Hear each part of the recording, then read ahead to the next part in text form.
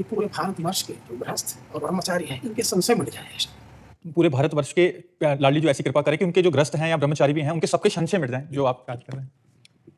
प्रयास आप संतों की कृपा से यही है कि हमारे सब समाज अध्यात्म से जुड़े, बेविचार और व्यसन से बिलग रहे।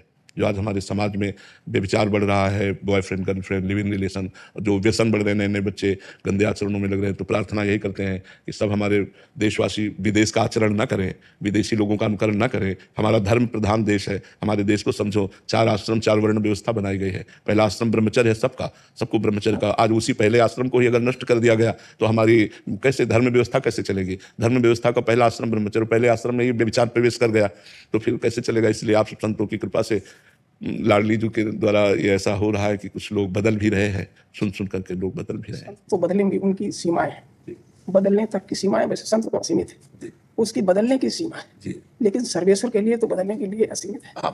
क्या इस कलिकाल से क्या करें? इससे निवेदन करने से मानेगा? क्या करेगा? बड़ा त्राही त्राही है, बहुत। वैसे युग धर्म का प्रभाव होता है, इसलिए भगवान छूट दिए होते हैं और अपने संतों को पावर देकर रोकने का काम करते हैं। वो क्या युग धर्म से के लिए नहीं, अगर वो चाहे तो एक संकल्प मात्र से अनंत ब्रह्मांडों का 1 मिनट में परिवर्तन हो जाए।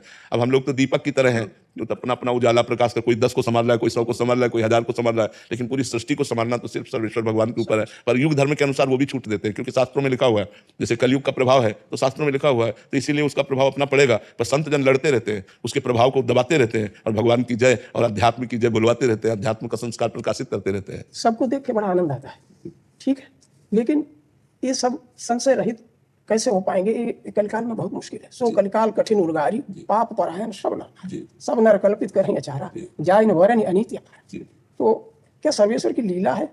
हाँ, सर्वेश्वर की लीला ही मानी। हम लोगों के जो पुराने प्रारब्ध के भोग बाकी है वो हम भोग रहे। नहीं महाराज जी, युग धर्म का भी प्रभाव है। कोई कितना भी बड़ा प्रतापी हो, युग धर्म का प्रताप उसे युद्ध करेगा, उसको परास्त करने की कोशिश करेगा। अगर वो तपस्या और भगवत शरणागत है तो फिर कोई परास्त नहीं कर सकता है। कलयुग का प्रभाव वहीं रहता है जब भगवान नाम नहीं, भगवत लीला कथा नहीं, भगवान से चित्त नहीं जुड़ा, वहीं कलयुग का प्रभाव पड़ता है। नहीं तो हमारी वाणी जी में लिखा हुआ है, जो रसिकाचार्यों ने वाणी लिखी है, राधा वल्लभ भजत भज भली भली सब होए, जिते विनायक शुभ अशुभ विघ्न करे नहीं कोई, विघ्न करे नहीं कोई, डरे कलिकाल कष्ट भय, हरे सकल संताप हरसि हरिनाम जपत जय।